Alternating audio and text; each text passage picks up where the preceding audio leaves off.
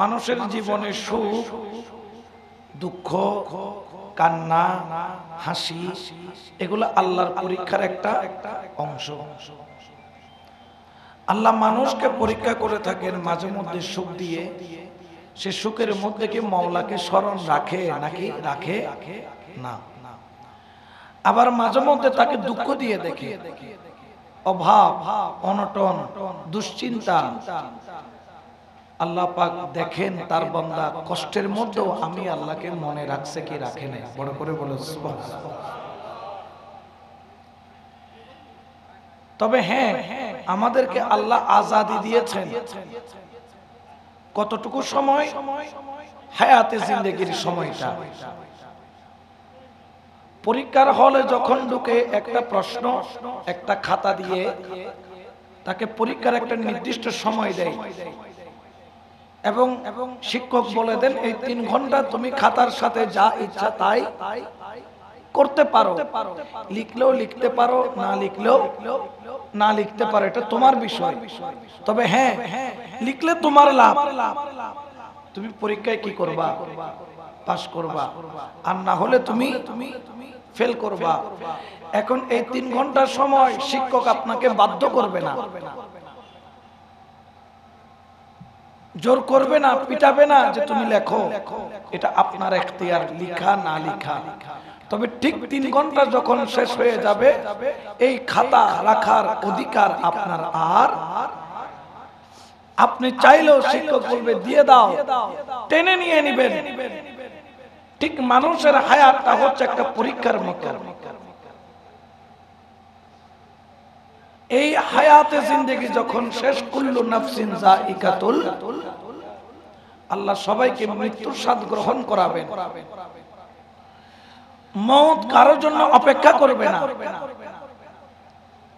ধরেন আপনি কাজ করেন, চাষ করতেছেন, লোহা লাগাইতেছেন ধানের, দেখা যাবে লোহা লাগানোর আর মাত্র শেষ করার 1 ঘন্টা বাকি আছে। 1 ঘন্টা কাজ করলে আপনার জমিন চাষ হয়ে। কিন্তু আল্লাহ পাক যখন মওতের ফেরেশতাকে প্রেরণ করে দিবেন ওই 1 ঘন্টা সময় আর দেওয়া হবে। আপনি ঢাকা থেকে রওনা দিয়েছেন চট্টগ্রাম, এনায়েতপুর আপনি আপনার ঘরে যাবেন। ঠিক মেইন রোড থেকে গাড়ি থেকে নামছেন, মওতের টাইম হয়ে গেল। হঠাৎ করে মাথায় একটা চক্কর দিয়ে উঠলো, মাটিতে পড়লেন, রূহ কবজ হলো। ঘরে আসার সুযোগ দেওয়া হবে। আপনি ব্যাগের মধ্যে টাকা নিয়েছেন, ব্যাংকে জমা দিবেন। ট্যাক্সির মধ্যে উঠেছেন, দদ্রাম করলেন, ওই ব্যাংক পর্যন্ত যাব, যাইতে 10 মিনিট টাইম লাগে। মাঝখানে মালাকুল মউত চলে আসলো। মালাকুল মউত এই 10টা মিনিট সময় দাও, টাকাটা জমা দিয়ে আসি, এই সুযোগ দেওয়া হবে। এই জন্য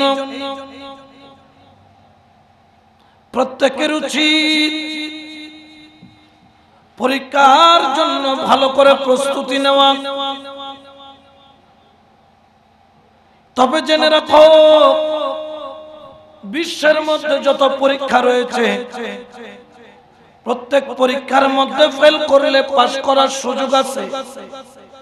ম্যাট্রিক পরীক্ষা দিয়েছেন, আপনি ফেল করলেন 3 সাবজেক্টের মধ্যে, আগামী বছর আবার পরীক্ষা দেওয়ার সুযোগ আছে।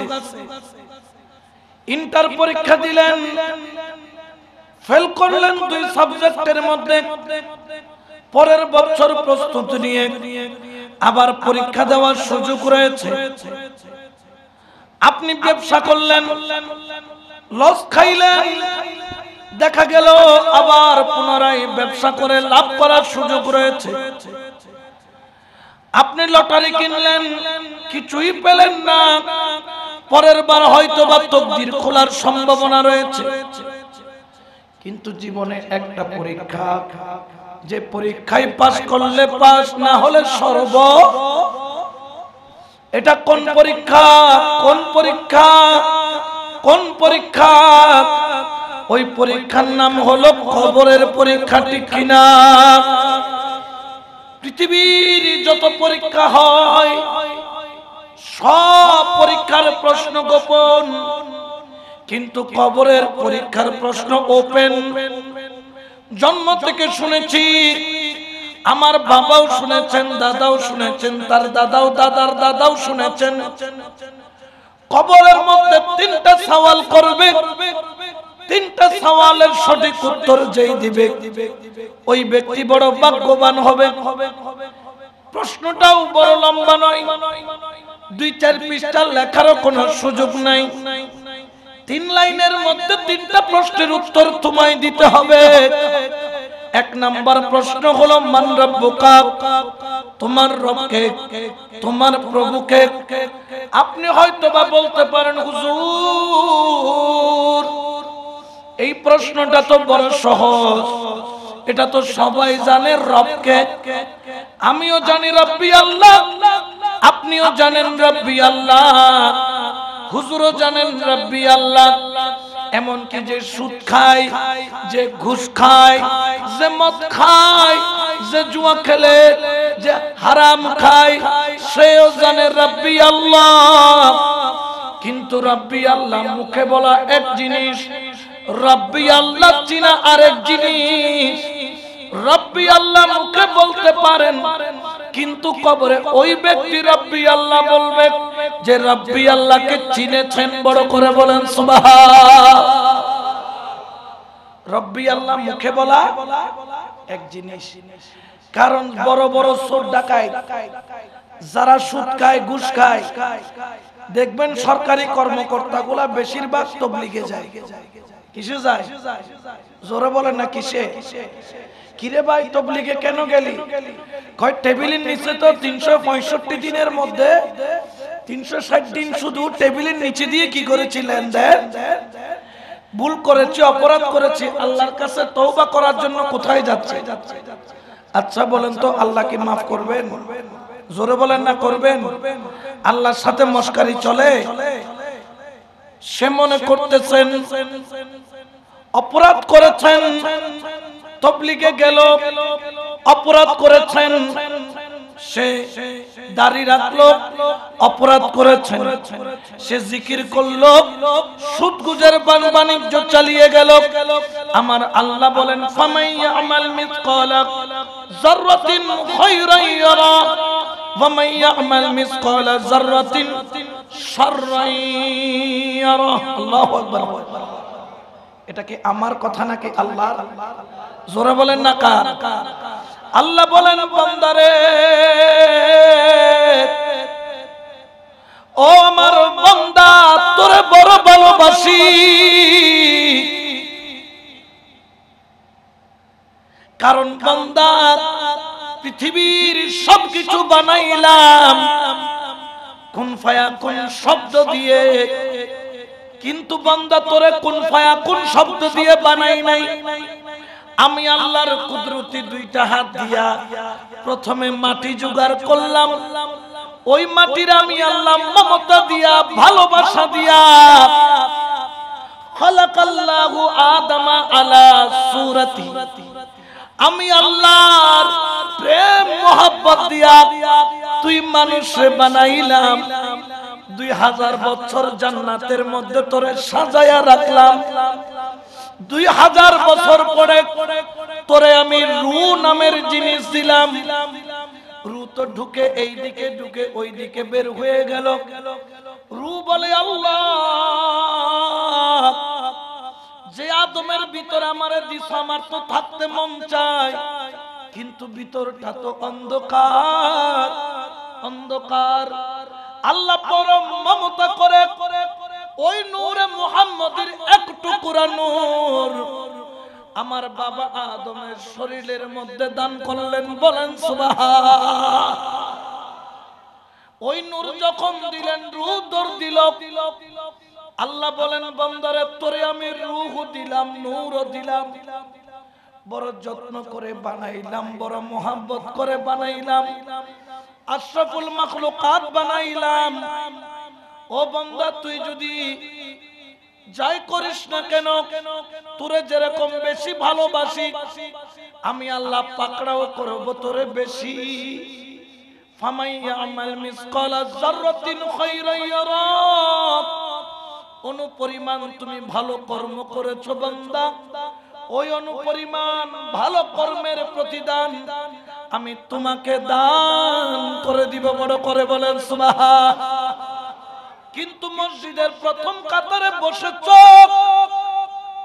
লম্বা লম্বা দাড়ি তুমি রেখেছো, কিন্তু সুদের ব্যবসায়ী নাম্বার ওয়ান, হারামের মধ্যে নাম্বার ওয়ান, আশা ব্যাংক, লতা ব্যাংক, জাড়া ব্যাংক, জুতা ব্যাংক, শুধু সুদের উপর টাকা নিছো, 5% নিয়া 10% লাগাইছো, দাড়িটারও লম্বা করছো, পোশাকটারও সাদা বানাইছো, তসবিটারও হাতে নিছো, দুনিয়াকে ফাঁকি দিছো। কিন্তু আমি আল্লাহর কুদরতি ক্যামেরাকে ফাঁকি দেওয়ার ক্ষমতা তোমার। অনুপরিমাণ তুমি যদি মন্দ কর্ম করো আমি আল্লাহ তার জন্য তোমার শাস্তি দিব। কিন্তু ওই ব্যক্তি বড় ভাগ্যবান যেই ব্যক্তি দুনিয়াতে চলে, দুনিয়ার মধ্যে খায়, দুনিয়ার মধ্যে থাকে, সর্বাবস্থায় আল্লাহকে মানে, চাইলে হারাম খাইতে পারে, খাই না মাওলা তোর জন্য, চাইলে সুদের ব্যবসা করতে পারে, করে না মাওলা তোর জন্য। তুই না বলেছিস আহাল্লাল্লাহুল বাইআ ওয়া হাররামার রিবা, ব্যবসাকে হালাল করেছো, সুদকে হারাম করেছো। এই জন্য মাওলা আমি সুদ খাই না।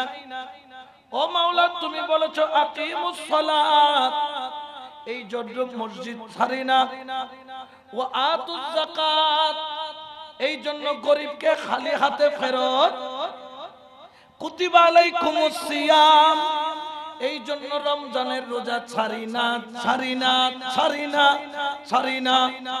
ওয়া কুনু মা'আস সাদিকিন, এই জন্য গাউসুল আজম মাইজবান্ডারের কদম থেকে ছুটি না।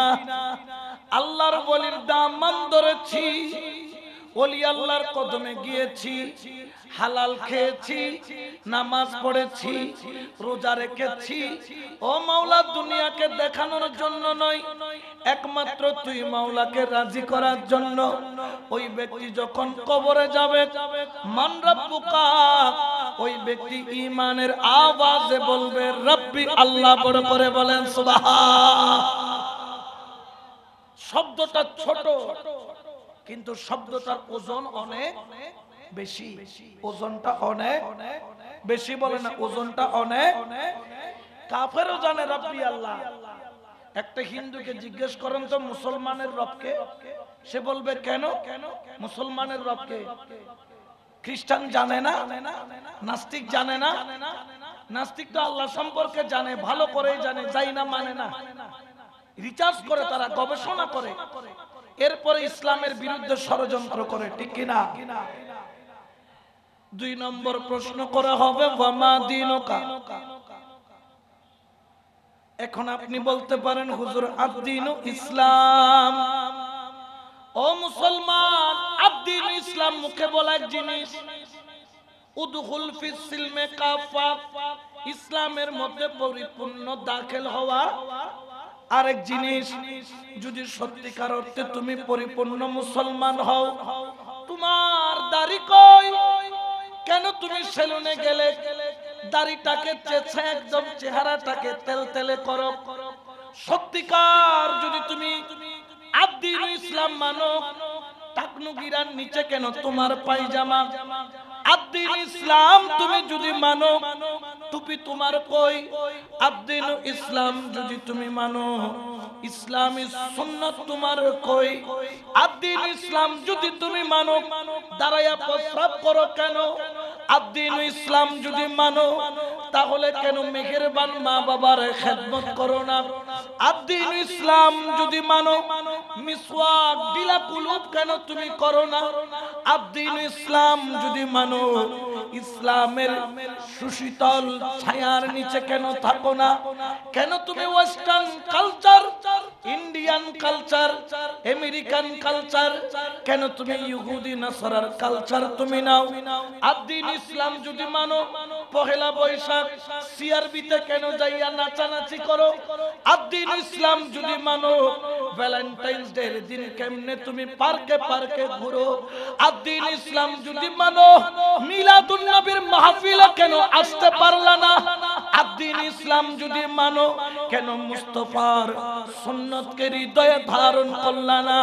তবে জেনে রাখো, দাড়ি তুমি রেখেছো ইসলামকে ভালোবেসে, নবীকে ভালোবেসে। বাবরি চুল তুমি রেখেছো নবীকে মোহাব্বত করে, ইসলামকে মোহাব্বত করে। যদি জিলা কুলুম মিসওয়াক তুমি করেছো মুস্তাফার প্রেমে পড়ে, কবরে যাওয়ার দেরি, আদ-দ্বীন ইসলাম প্রশ্নের উত্তর দিতে দেরি হবে না। উচ্চ আওয়াজে বলেন সুবহান। ইসলাম শুধু মুখে বলার জিনিস নয়। এই জন্য তো কোরআনে বলেছেন উদখুল ফিস সিলমে। মুসলমান এমনি বললে হবে না, তুমি যদি ইসলাম কবুল করে থাকো, পরিপূর্ণ ইসলামের মধ্যে প্রবেশ করো। এখন দেখা যায় আমরা নামের ইসলাম মুখে বলি, চুলের কাটিং দেখলে মনে হয় শাহরুখ খানের ইসলাম পালন করতেছে, ঠিক কি না? চুলের কাটিং দেখলে মনে হয় যেন রোনালদো, মেসি, নেইমার এদের সুন্নত পালন করতেছে, ঠিক কি না? অনেকে দেখি মসজিদে যায়, নামাজ পড়তে গেছে, জিন্সের প্যান্টটা তো এত সরু, এত চিকন, পায়ে দিয়ে ঢুকে না, তারপরেও সালার বস্তার মতো তাই না গুতাগুতি কইরা, কোতাকুতি কইরা কোন রকম ঢুকাইলো। কিন্তু মসজিদে যখন গেল, নামাজ পড়তে গেল, দেখে বসতে পারে না, স্প্রিং এর মতো উপর দিকে তুলে দেয়। কিরে বাবা, নামাজ পড়তে যাও না কেন? বলে জিন্সের প্যান্ট নিয়ে নামাজ পড়তে পারি না। তো তোমাকে জিন্সের প্যান্টটা পড়তে বলছে কে? এখন হুজুর আমরা কি জিন্সের প্যান্ট পরবো না? অবশ্যই পরবেন, তবে একটু ঢিলা ঢালা পরেন, কোনো অসুবিধা নাই। জোরে বলেন না, কোনো অসুবিধা। কারণে বান্দা, তুমি আল্লাহকে মানো, তুমি নবীকে মানো, তুমি ওলি আল্লাহকে মানো। কুরআনে বলেছে আতিউল্লাহ ওয়া আতিউর রাসূল ওয়া উলিল আমর মিনকুম। আল্লাহর ইতাআত করো, নবীর ইতাআত করো। উলিল আমর যারা, আল্লাহর ওলি যারা, হক্কানি রব্বানি আল্লাহওয়ালা যারা, তাদের কথাকে অনুসরণ করো, তাদের হুকুম মান্য করো। এই জন্য বাবা খেয়াল রাখতে হবে, তুমি মুসলমান, তুমি জন্ম নিয়েছো একবার, বারবার তোমার জন্ম হবে না, আবার দাঁড়াবে তুমি কিয়ামতের ময়দান, ঠিক কি না? যদি মারা যাও, দুনিয়াতে আবার আসার কোন সুযোগ আছে?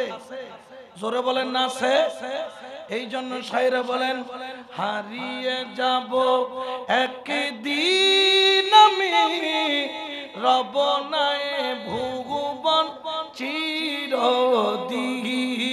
হারিয়ে যাব একদিন আমি, রব নাই ভুবন চিরদিন। এই ভুবনের মধ্যে সারা জীবন থাকার কোন সুযোগ আছে?